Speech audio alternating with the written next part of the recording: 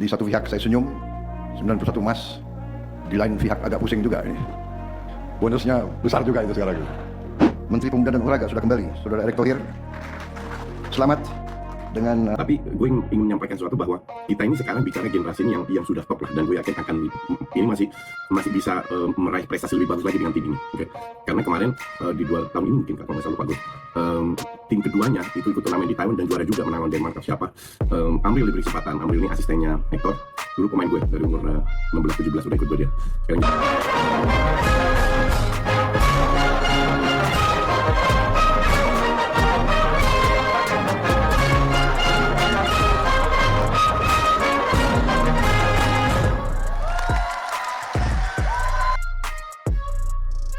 Mari kita jujur dari awal, SEA Games 2025 itu harusnya jadi pesta. Pesta olahraga, pesta persaudaraan Asia Tenggara, pesta keringat, kerja keras, dan fair play. Tapi apa yang kita lihat? Yang muncul justru bau anyir kekuasaan, bukan aroma sportivitas. Dan di titik inilah cerita menariknya dimulai. Bukan cuma soal Indonesia, bukan cuma soal Vietnam. Ini soal harga diri Asia Tenggara yang lagi-lagi dipermainkan oleh satu pihak yang kebetulan pegang status tuan rumah. Indonesia dan Vietnam, 2 negara, satu rasa disakiti. Biasanya Indonesia dan Vietnam itu saingan, di lapangan panas, di tribun ribut, di medsos saling sindir. Tapi Asia Games 2025 bikin satu hal langka terjadi. 2 negara ini berdiri di sisi yang sama. Kenapa? Karena sama-sama ngerasain dipermainkan sistem. Indonesia kehilangan peluang, Vietnam kena keputusan aneh, Malaysia ikut nyenggol. Peluit bunyi bukan lagi karena pelanggaran, tapi karena kepentingan. Dan saat itu terjadi berulang, wajar kalau rasa sabar habis. Vietnam yang selama ini dikenal kalem tiba-tiba angkat suara. Bukan bisik-bisik, tapi tegas dan terang-terangan. Dan ini penting. Karena ketika Vietnam bicara, itu bukan omongan fans garis keras, itu sikap negara. Vietnam tidak diam, ini bukan urusan medali, ini urusan martabat Presiden Vietnam. Dalam narasi ini nggak muter kata. Intinya satu, olahraga bukan ladang manipulasi. Dia bilang ini bukan cuma soal Indonesia, bukan soal Vietnam, tapi soal Asia Tenggara secara keseluruhan, soal keadilan, soal integritas, soal apakah SEA Games masih layak disebut kompetisi atau cuma teater kemenangan tuan rumah. Dan di sini kita harus berhenti sebentar. Karena ini poin penting. Vietnam tidak diuntungkan dengan membela Indonesia. Vietnam tidak dapat emas tambahan dengan bersuara. Tapi mereka tetap berdiri. Artinya apa? Artinya ini bukan drama nasionalisme sempit. Ini perlawanan moral. Indonesia menang, tapi tetap bau amis. Indonesia memang dapat kabar gembira, 3 emas di hari terakhir. Salah satunya bahkan diraih tanpa bertanding karena lawan dari Thailand mundur. Secara aturan, sah. Secara perasaan, jujur aja nggak sepenuhnya manis. Karena publik langsung bertanya, kenapa mundur? Karena cedera? Atau karena malu? Atau karena sudah tahu hasilnya bakal jadi sorotan? Disinilah rasa janggal muncul. Ketika atlet tuan rumah memilih menyingkir, bukan karena kalah kualitas, tapi karena beban moral. Dan ini bukan gosip warung kopi, ini jadi bahan omongan serius di kawasan. Ironis ya, ASEAN sering ribut soal politik, ekonomi, perbatasan. Tapi justru ketidakadilan olahraga yang bikin negara-negara ini sejenak seirama. Indonesia bersuara, Vietnam menguatkan, Malaysia ikut mengeluh. Publik regional mulai bertanya, SEA Games ini milik siapa sebenarnya? Kalau tuan rumah pakai kekuasaan buat mengatur jalannya pertandingan, itu bukan keunggulan, itu penyalahgunaan. Dan di titik ini, Vietnam muncul bukan sebagai penonton, tapi sebagai sekutu moral Indonesia. Perlu digarisbawahi satu hal penting, ini bukan serangan ke atlet Thailand. Banyak atlet Thailand hebat. Banyak yang berjuang jujur, banyak yang juga mungkin malu dengan situasi ini. Yang disorot adalah sistem. Yang dikritik adalah penyelenggaraan. Yang dilawan adalah mental penguasa, bukan mental atlet. Vietnam paham itu, Indonesia paham itu. Dan justru karena paham, mereka bersuara. Karena kalau semua diam, yang rusak bukan cuma hasil SEA Games 2025. Yang hancur itu kepercayaan generasi atlet berikutnya, sportivitas, kata mahal yang sering dikhianati. Sportivitas itu gampang diucapkan, susah dijalankan. Apalagi ketika tuan rumah punya kuasa, atur jadwal, atur wasit, atur venue, atur suasana. Kalau semua dipakai untuk menguntungkan diri sendiri, jangan heran kalau negara lain muak. Vietnam bilang ini mencederai semangat persatuan. Indonesia bilang ini bikin kompetisi kehilangan makna. Dua negara beda sejarah, beda bahasa, beda budaya, tapi satu kesimpulan, SEA Games nggak boleh begini. Harga diri Asia Tenggara dipertaruhkan, ini yang sering dilupakan. SEA Games itu bukan cuma konsumsi internal. Dunia melihat kalau Asia Tenggara nggak bisa jujur di level regional, mau bicara apa di Asian Games? Olimpiade? Vietnam sadar itu. Indonesia sadar itu. Makanya narasi ini bukan soal kita dirugikan, tapi soal apakah kita mau membiarkan olahraga kita jadi bahan tertawaan? Dan ketika dua negara besar di kawasan bersuara, itu pesan keras. Cukup. Tuan rumah atau penguasa, deretan keputusan wasit yang merugikan Indonesia and Vietnam. Mari kita buka kartu satu persatu. Karena kalau masih ada yang bilang, itu cuma perasaan fans Indonesia, berarti orang itu nonton SEA Games 2025 sambil merem. Masalah di SEA Games 2025 bukan 1-2 insiden. Ini pola, dan pola itu selalu berujung di satu tempat. Keuntungan tuan rumah, peluit yang tidak lagi netral. Dalam olahraga, wasit itu harusnya kayak oksigen. Ada tapi nggak terasa. Netral, dingin, profesional. Di SEA Games 2025, wasit malah jadi tokoh utama. Peluit bunyi di momen aneh, pelanggaran ringan dibesarkan, pelanggaran jelas dikecilkan, skor bisa berubah, momentum patah, mental atlet hancur. Dan yang paling bikin emosi, keputusan itu hampir selalu menguntungkan Thailand. Kalau sekali mungkin salah, kalau 2 kali bisa dibilang kebetulan. Kalau berkali-kali, maaf, itu sistemik. Indonesia and Vietnam main lebih baik, tapi pulang dengan rasa dirampok. Ambil contoh paling gampang, atlet Indonesia tampil agresif, dominan, ngontrol pertandingan, statistik unggul, serangan lebih efektif, teknik lebih bersih. Tapi di papan skor, hasilnya bisa berbalik. Vietnam juga ngalamin hal serupa.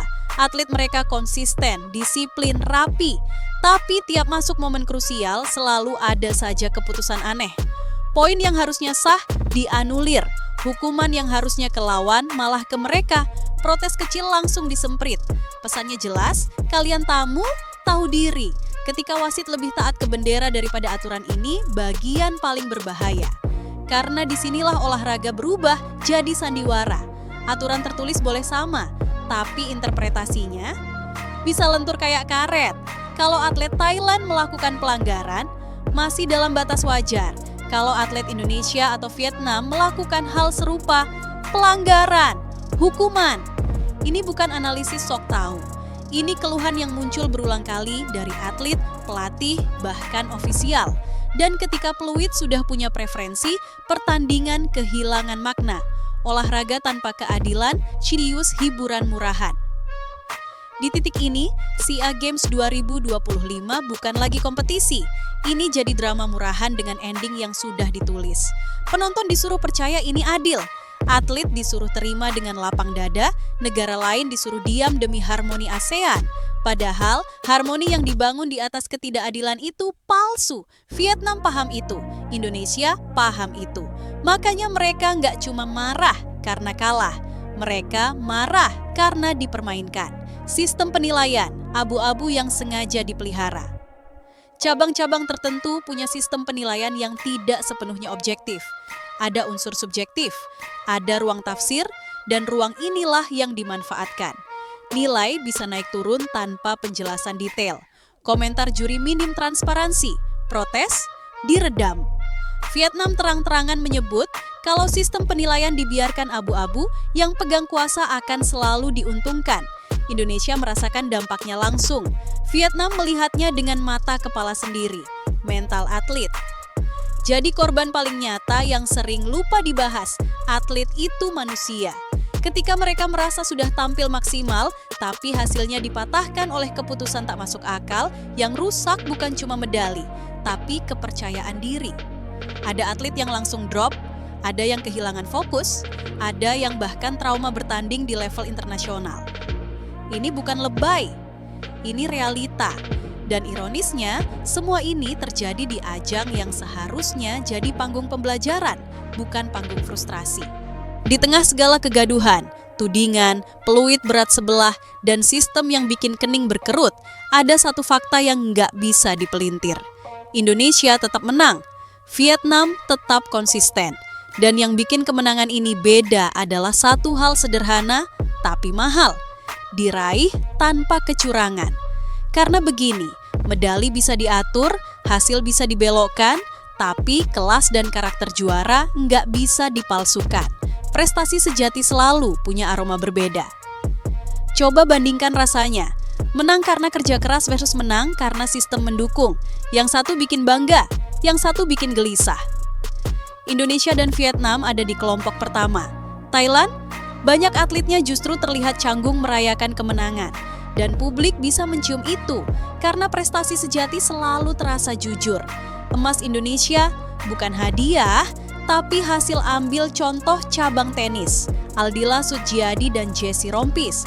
Nggak ribut, nggak drama, nggak banyak alasan, masuk lapangan, langsung habisin lawan. Skor 6-2, 6-1, bersih, rapi, tegas. Itu bukan skor dibantu wasit, itu skor kelas beda. Dan ini penting, di tengah narasi bahwa Indonesia diuntungkan oleh drama, prestasi seperti ini jadi tamparan keras. Indonesia nggak butuh kecurangan buat menang. Hoki es, bukti mental baja, bukan mental manja. Lanjut ke hoki es, cabang yang bahkan masih dianggap anak baru di Indonesia.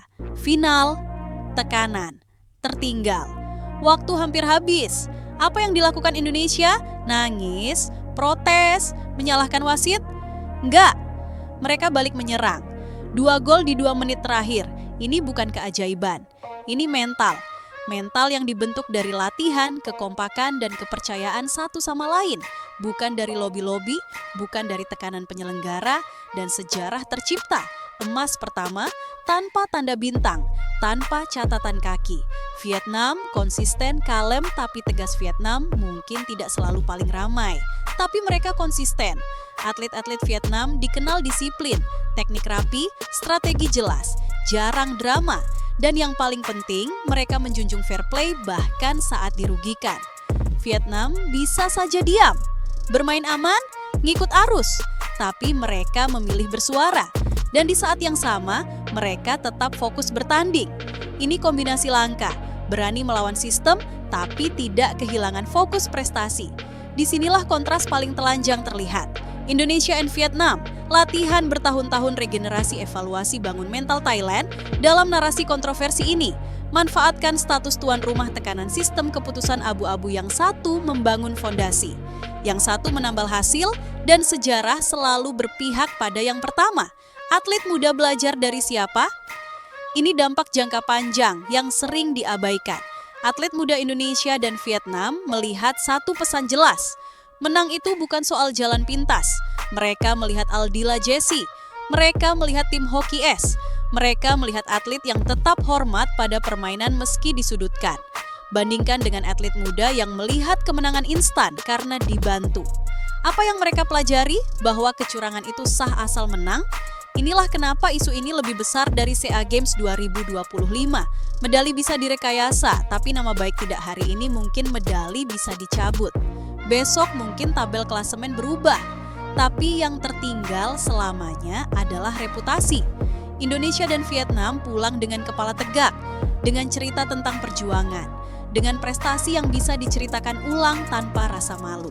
Sementara pihak lain harus sibuk menjelaskan, membela, menyangkal, dan publik tahu mana yang lebih melelahkan.